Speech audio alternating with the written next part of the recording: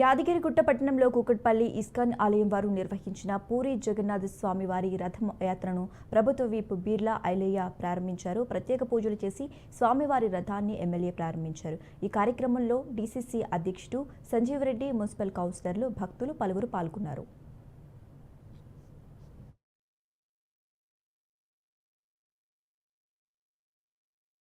జగన్నాథుని రథయాత్ర ప్రారంభించినటువంటి పెద్దలు ఇస్కాన్ టెంపుల్, అదేవిధంగా పూరి జగన్నాథ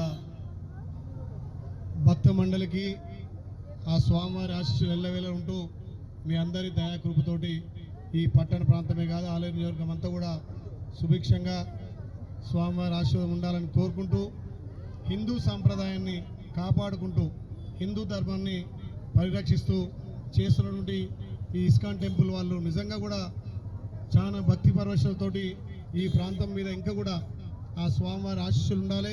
ముఖ్యంగా ఎక్కడ ఉన్నటువంటి పూరి జగన్నాథ స్వామిని ఈరోజు మా దగ్గర స్వామివారి చూస్తున్నట్టుగా ఇక్కడ భక్తులకు దర్శనమిచ్చినటువంటి పూరి జగన్నాథ స్వామి ఆశీస్సులు ఈ ప్రాంతం మెండుగా ఉండాలి.